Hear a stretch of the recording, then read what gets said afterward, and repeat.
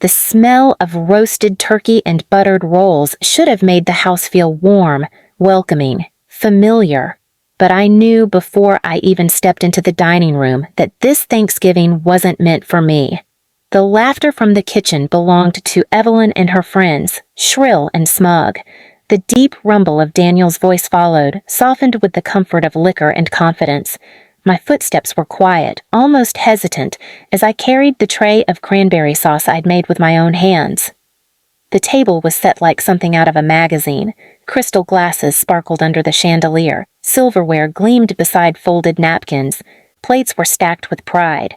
Every chair was filled with someone younger, louder, better dressed. I hovered near the end, my chest tight, waiting for Daniel to wave me over to a seat. But he didn't. Please subscribe to our channel and tell us in comments from where are you watching this video. Instead, Evelyn turned, her heels clicking against the polished floor, and with a smirk that curved sharper than any knife, she slid something across the floor, a stainless steel dog bowl. It clattered against the hardwood, spinning before stopping at my feet. The laughter that followed cracked through me like lightning. "There you go," Evelyn purred, her voice honeyed with cruelty. "Perfect for someone like you." My breath caught. My hands tightened on the tray until the glass threatened to break. Around the table, Daniel chuckled nervously but didn't stop her. His friends laughed openly. Even the children giggled, not fully understanding but learning quickly who was fair game. Heat rushed to my face. For a moment, I thought I might drop everything, collapse right there. 72 years I had walked this earth. I had scrubbed floors, sewn clothes, cooked meals, held my son's fevered body through nights when doctors wouldn't come. And now I stood in my own child's house being offered a dog bowl as if I were filth under their feet. I bent down slowly, the world blurry through the sting in my eyes. I heard whispers, muffled laughter, Evelyn's triumphant sigh. My fingers brushed the cold steel rim of the bowl, the weight of humiliation pressed hard, but something else rose with it. Something sharp and steady.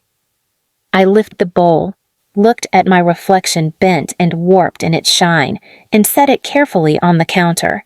Then I placed the tray of cranberry sauce beside it, my hands suddenly steady. I said nothing. Silence was heavier than words could ever be. Evelyn tilted her head, confused by my lack of protest. Daniel looked away, ashamed but too weak to intervene. The air buzzed with smug laughter and the clink of glasses, but I sat quietly on the corner stool, my back straight, my face unreadable. Inside, though, I wasn't broken. Inside, I was waiting. Because one thing they didn't understand, one thing they would never understand, was that humiliation doesn't end where they think it does. It doesn't stop at the sting of laughter or the slam of cruel words. It gathers, it sharpens, it becomes something else entirely. And before that Thanksgiving dinner was over, they would taste every bit of what they had served me. They had given me a dog bowl. By the end of the night, I would give them something to lick up later. The laughter around that table became a soundtrack I would not forget. Forks scraped against porcelain, wine sloshed into glasses, and over it all came Evelyn's voice, sweet to the guests, but sharp as broken glass whenever it turned my way. She made a show of lifting the turkey platter, holding it like a prize, and calling, "Daniel, carve it! Everyone's starving!" My son rose, chest puffed, playing the role of provider, the man in charge. But when he glanced at me, the knife caught the chandelier light and his eyes darted away. Shame flickered there, but only for a second, quickly buried under laughter when Evelyn leaned over to whisper something into his ear that made him chuckle. Plates filled, bowls passed, and still not a place was set for me. I sat on the stool near the counter, the dog bowl gleaming at my feet like a taunt. Every now and then, one of Evelyn's friends threw me a pitying glance. The kind people give a stray mutt. That was worse than cruelty. Halfway through the meal, Evelyn called out, "Margaret, be useful, bring more rolls." Her voice dripped with command, not request. My knees ached as I stood, but I carried the basket of bread to the table. She didn't thank me. Instead, she gestured to the floor near her chair. "Just put them down here. You're already so comfortable being beneath us." The table roared with laughter. My face burned, but I held the basket steady and placed it on the table anyway. I looked each guest in the eye as I did, letting the silence stretch after their laughter faded. Some shifted uncomfortably, others avoided my gaze. Evelyn's smirk faltered just a touch. Daniel tried to fill the silence. "Mom doesn't mind. She's used to helping." Those words cut more deeply than I let them see. Used to helping, as if decades of sacrifice were nothing more than servitude. As if my worth was only in what I could carry, clean, or cook. I returned to my stool, but my silence wasn't submission. No, I was watching, and I saw everything. Evelyn's glass was never empty. Her laughter grew shriller with each refill. Daniel's hand trembled slightly as he carved, his second drink disappearing faster than the first. The children whispered, their eyes darting toward the pie cooling on the counter. The guests shifted uneasily when Evelyn's cruelty turned sharper, their laughter thinning as the lines between joke and malice blurred. It was then I realized their weakness wasn't hidden. It was right there in front of me, sprawled across the table. Vanity, indulgence, pride. They wanted to feast, to drink, to gloat, and I would let them. I would let them fill themselves so high with arrogance that they wouldn't notice when the floor beneath them began to rot. Later, when dessert was brought out, Evelyn took the knife to the pumpkin pie. She cut large slices for her friends, smaller ones for the children, none for me. Then she raised her glass, wine sloshing over the rim, and called out, "To family, especially the ones who know their place." Her friends laughed weakly.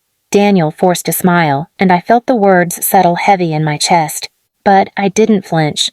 I leaned forward slightly, catching Evelyn's gaze, and for the first time that night, I smiled. It wasn't a warm smile. It was the kind that made her pause mid-sip, her hand trembling just enough to spill a drop of red wine onto the lace tablecloth. That moment told me everything. She could laugh at me, mock me, shove me into the shadows, but deep down, she feared the silence that followed my smile. When the night stretched long and the guests began to leave, full and tipsy, Evelyn's mask slipped further. She barked orders at me to clean up, her voice sharper now, her words nastier. "Wash those dishes properly. Don't break them like you break everything else."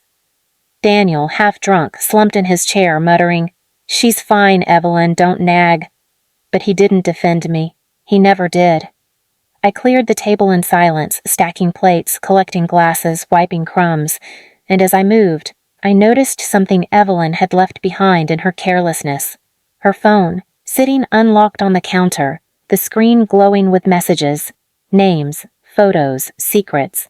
My eyes caught just enough to know the skeletons she thought were hidden were closer to the surface than she realized. I didn't touch it then.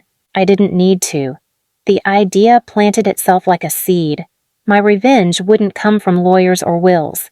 It would come from the very things Evelyn flaunted, her pride, her image, her hunger to humiliate me in front of others. That night, as I lay in bed, my body aching from hours of standing, I stared at the ceiling and replayed it all. The dog bowl, the laughter, the toast. My humiliation had been the feast of their evening. But feasts end, and when they did, someone always had to lick the floor clean. Evelyn thought it would be me. She didn't know yet that it would be her.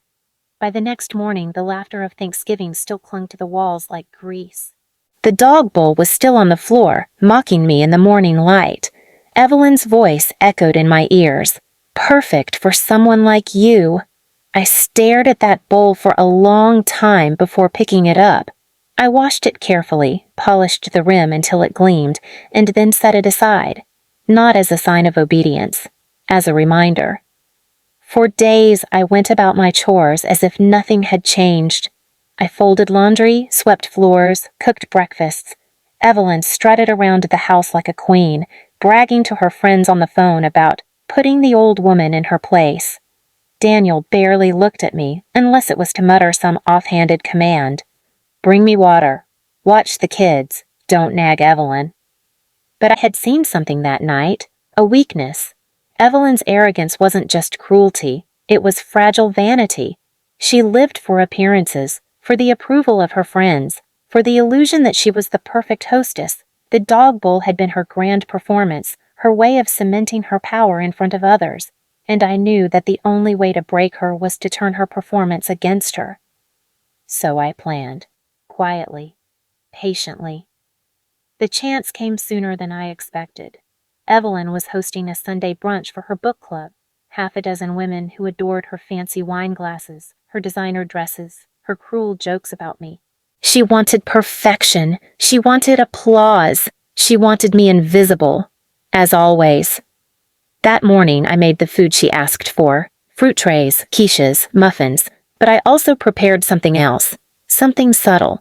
I mixed up a small bowl of gravy from the turkey leftovers, thick and savory. I poured it carefully into the dog bowl she had given me on Thanksgiving and set it aside in the fridge, covering it with plastic wrap like it was any other dish. When the women arrived, the house filled with chatter and perfume. Evelyn flitted around in a silk blouse, Daniel trailing behind her like a shadow, refilling glasses. I stayed in the kitchen, silent, moving dishes to and fro. But I made sure to leave the dog bowl covered, tucked neatly between the platters. Halfway through the brunch, Evelyn swept into the kitchen, flushed with praise. "Hurry up with the dips," she snapped, "and don't make a mess of it." I nodded, handing her the trays one by one. She didn't even look at them, just marched back into the dining room, balancing them in her hands. And then, when she reached for the last dish, fate slipped its hand into the room. She grabbed the dog bowl, mistaking it for one of the dips, and carried it proudly out to her friends. I followed, silent, wiping my hands on a towel as the scene unfolded. "Here's something special," Evelyn announced, pulling back the plastic wrap with a flourish. The women leaned in, curious, wine glasses raised. But the moment the smell of turkey gravy hit the air, confusion spread across their faces. Then someone gasped. Someone else laughed nervously. Because there it was, the gleaming stainless steel bowl sitting in the center of Evelyn's perfect table, filled not with some delicate dip but with leftover slop. "What is this?" one woman asked, her lip curling. Another chuckled. "Is that a dog bowl?" Evelyn froze.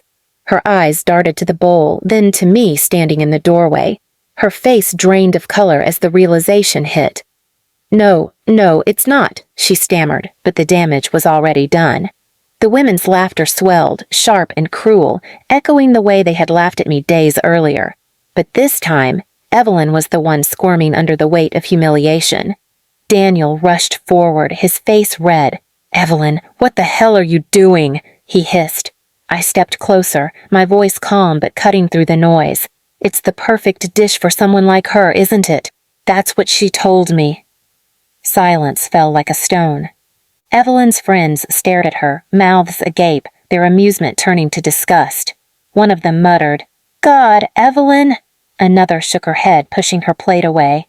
Evelyn's hands trembled as she tried to cover the bowl again, but the laughter had already turned on her. The same laughter she had once wielded like a weapon now cut her to pieces. Daniel dragged her aside, his voice harsh. "You embarrassed yourself. You embarrassed us." I picked up the dog bowl, still half full, and held it up for the room to see. "She thought it was funny to serve me this on Thanksgiving," I said evenly. "She thought it made her powerful. But cruelty always finds its way back to the one who dishes it out." The women whispered among themselves, shaking their heads. One stood muttering about how tasteless it all was. Another followed, then another, until Evelyn's perfect brunch crumbled into fragments of excuses and hurried exits.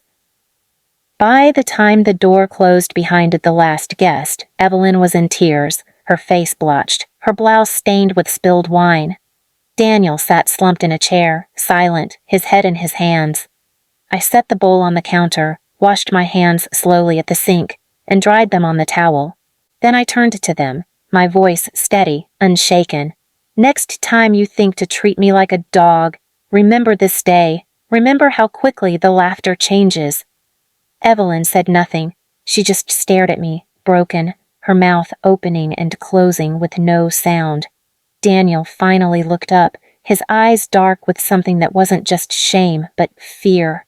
He knew now. I wasn't powerless. I wasn't silent. I was the storm they'd invited into their own house. I walked back to my room, leaving the dog bowl gleaming in the center of their mess. They had wanted me to lick the floor clean, to crawl beneath them like an animal. Instead, I gave them something to lick up later, the bitter taste of their own humiliation. Please subscribe to our channel and tell us in comments from where are you watching this video.